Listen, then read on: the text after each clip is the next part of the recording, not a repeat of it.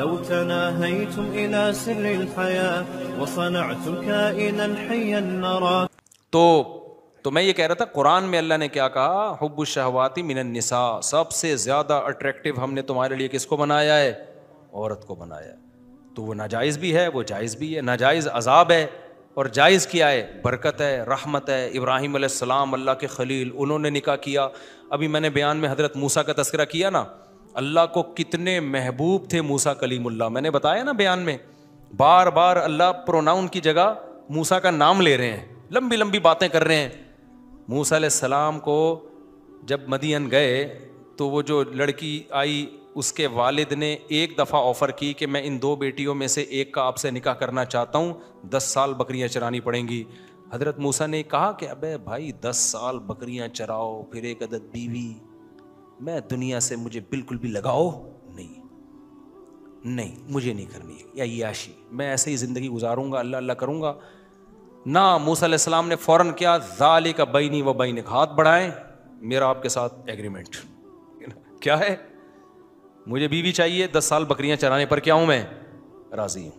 فوراً قبول کر لیا. اس لیے علامہ ابن کثیر نے لکھا کہ اتنی بڑی فضیلت ہے نا نکاح کہ کلیم اللہ نے 10 سال مہر میں بکریاں چرائی ہیں. اتنی بڑی فضیلت ہے. اور اس کے بعد بھی موسیٰ علیہ السلام نے نکاح کیے ہیں. بائبل میں ہے کہ 4 بیویاں موسیٰ علیہ السلام کی تھیں، تو کلیم اللہ کتنی شادیاں کر رہے ہیں؟ 4 شادیاں کر رہے ہیں. تو مجھے اور آپ کو کیا تکلف کی پھر ضرورت ہے بھائی؟ ہم کون ان سے زیادہ نیک ہیں کیا؟ اور سب سے بڑی بات تو ہمارے پیغمبر کو تو دنیا سے رغبت ہی نہیں تھی. 24 گھنٹے میں ایک دفعہ بمشکل کھانا کھاتے تھے آپ.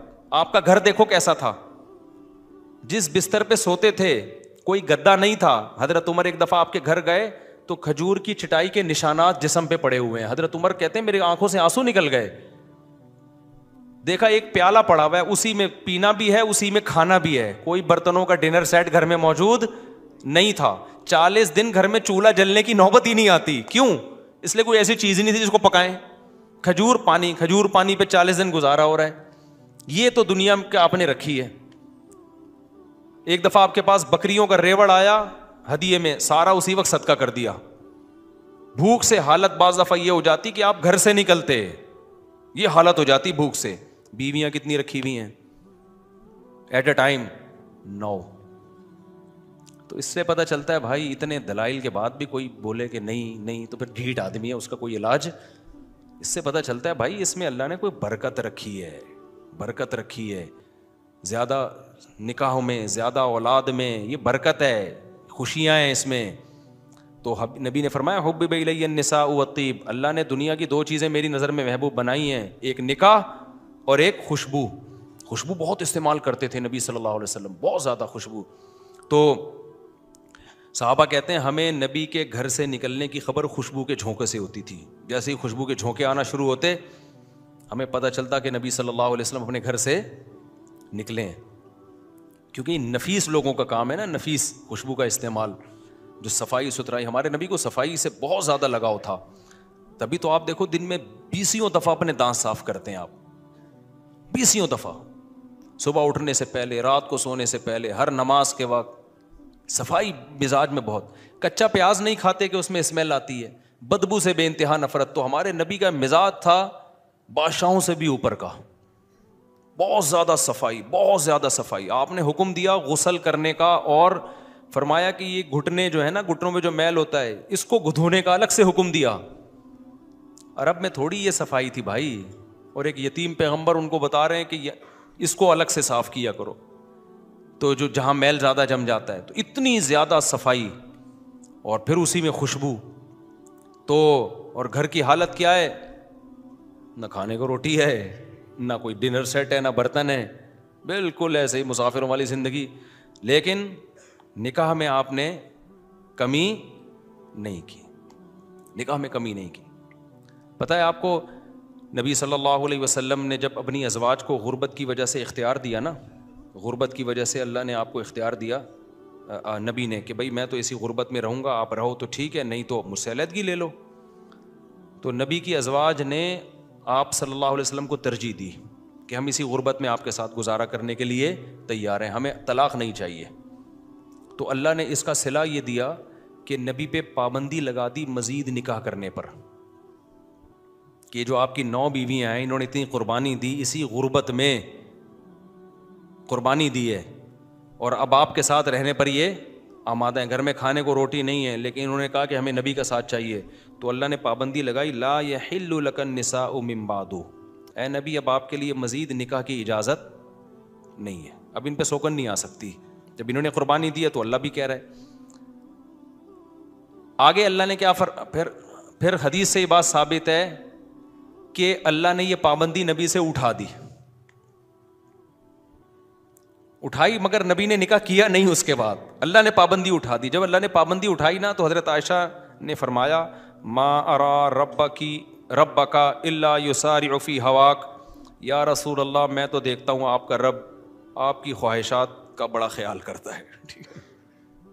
اس نے آپ کو مزید شادیوں کی دوبارہ اجازت دے دی ہے. بلکہ حضرت عائشہ کے الفاظ یہ نہیں ہے کہ میں دیکھتی ہوں کہ آپ کا رب آپ کی خواہشات کا خیال کرتا ہے, بلکہ حضرت عائشہ کے الفاظ ما ارا ربک, میں تو سمجھتی ہوں اللہ آپ کی خواہشات پوری, اللہ آپ کی بس خواہشات پوری کرنے میں لگا ہوا ہے. حضرت عائشہ کو تو غصہ آیا تھا نا کہ مزید کی اجازت مل گئی, تو اللہ تو آپ کی خواہشات کے پیچھے ہے, در پہ ہے کہ بس آپ کی نبی کی خواہش پوری کرنی ہے تو اجازت دو ان کو. لیکن نبی نے کی نہیں شادی پھر دوبارہ. تو اس سے پتہ چلتا ہے بھائی یہ جو ہمارے مذہب کا حصہ ہے یہ, اس میں قناعت کوئی اچھا کام آپ نہ کریں. آپ ٹینشن اٹھانے کے لیے تیار نہیں ہیں, آپ سمجھتے ہو میرے خرچے بڑھ جائیں گے, پہلی بیوی کی طرف سے ریئیکشن ہوگا, پٹوں گا, بدنامی ہوگی, آپ میں تپڑ نہیں ہے تو نہ کرو بھائی. لیکن اس کو کوئی اچھا کام نہ سمجھو کہ ایک پر اکتفا کوئی ثواب کا کام ہے. اسلام میں زیادہ کرنا ثواب کا کام ہے. اس کی وجہ یہ کہ صرف آپ کی خواہش پوری نہیں ہوتی, ایک عورت کو ایک اچھا مرد مل جاتا ہے, زنا سے بچ جاتی ہے, ساری زندگی کا نان نفقہ. کیونکہ اسلام میں نکاح اور گوروں میں نکاح میں بڑا فرق ہے. گورا جب شادی کرتا ہے تو چائے کی پیالی بھی بیوی کو نہیں پلاتا, وہ ساری زندگی میاں بیوی خود کماتے ہیں خود کھاتے ہیں. اسلام میں شادی کا مطلب کیا ہے کہ آپ نے عیاشی کی نیت تھی آپ کی, بھلے کر لی, اب ساری زندگی کی رسپانسبلٹی کس کی ہے, اب آپ کی ہے. اس کو الگ گھر بھی دینا ہے, اس کا گیس بجلی کا بل بھی دینا ہے, اس کے بچوں کی ڈلیوری کا خرچہ, اس کے بچوں کی پڑھائی کا خرچہ, اس کے بچوں کی بیماریاں کا خرچہ, اور پھر اس کے ساس سسر, جب آپ کے ساس سسر اس کے والدین آئیں گے ان سے بنا کے رکھنی ہے, صلہ رحمی ہے, وہ ایک لمبی لسٹ ہے. تو یہ عیاشی دیکھنے میں عیاشی ہے, حقیقت میں عیاشی نہیں ہے. سمجھتا ہے کہ نہیں؟ ابھی بھی ٹھیٹ بہت ہیں یار, آپ لوگ بہت ٹھیٹ لوگ ہیں, نہیں سمجھو گے. ایسے ہی چلو. ہم دو ساتھی ڈیرہ اسماعیل خان سے ملاقات کے لیے آج نہیں مل سکتا, مجھے بہت ضروری کام سے اسپیڈ کے ساتھ جانا ہے. علماء میں کہتے ہیں کہ اچھے کام کرو, ان اچھے کاموں کی لسٹ بتا دیں جو ضروری ہیں. آج لسٹیں بہت آ رہی ہیں یار. بھائی اچھے کام میں کہ نماز پڑھو, فرض نماز پابندی سے, رمضان کے روزے ہیں, زکوٰۃ ہے, زندگی میں ایک بار حج ہے, یہ تو 4 ارکان ہیں اسلام کے. اس کے علاوہ اچھے کاموں میں کیا ہے, صدقہ خیرات کرتے رہا کرو.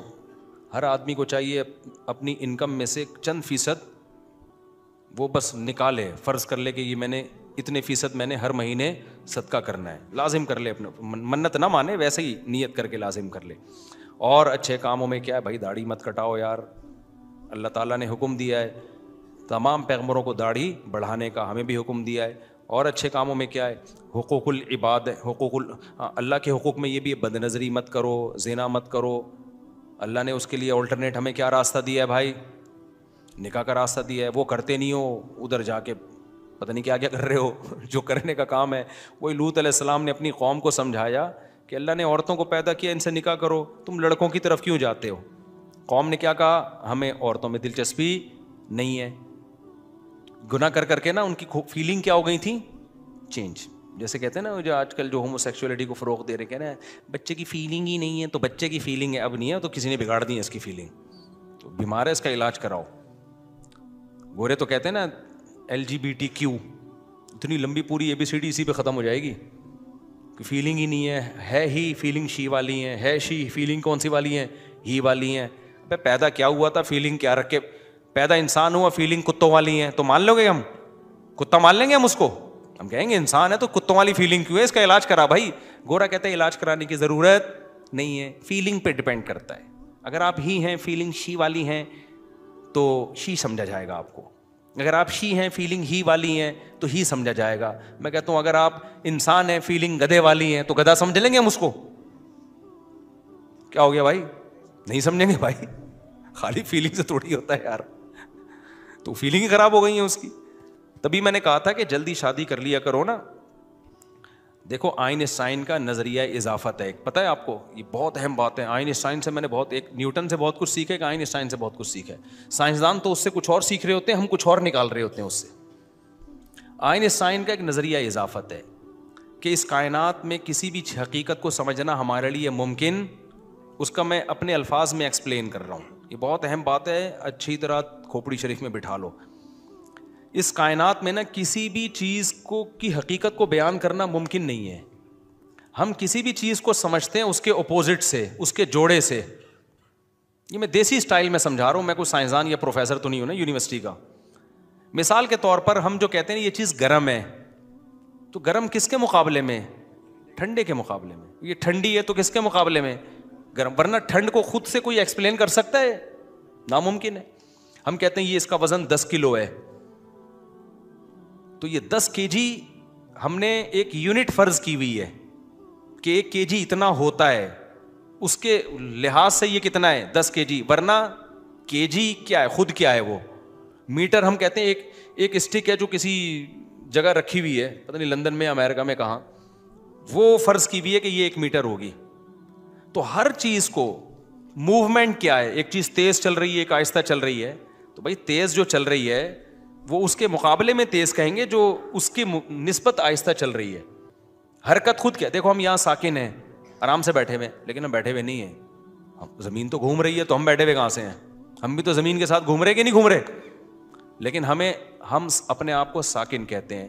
وجہ اس کی یہ کہ آپ کے مقابلے میں نا, میں آپ کے مقابلے میں ایک جگہ ٹکا ہوا, آپ میرے مقابلے میں ایک جگہ ٹکے ہوئے. لیکن اگر ہم دوسرے سیاروں سے مقابلہ کرنا شروع کر دیں تو ہم میں سے کوئی بھی ٹکا ہوا نہیں ہے. 1 سیکنڈ میں 6-7 کلومیٹر ہم, اب جو بات میں نے شروع کی تھی نا, تو اس کے بعد میں 14 کلومیٹر کا فاصلہ طے کر چکا ہوں. حقیقت ہے, کوئی بھی رکا ہوا نہیں ہے. تو ہم ہمیشہ ایک چیز کو دوسری چیز کے اگینسٹ سمجھتے ہیں. تو اللہ میاں نے جو جوڑے پیدا کیے نا مرد اور عورت کے, مرد ہے عورت کے اگینسٹ, عورت ہے مرد کے اگینسٹ. اگر مرد نہ ہوتا نا تو عورت نہیں ہوتی, عورت نہ ہوتی تو مرد نہیں ہوتا.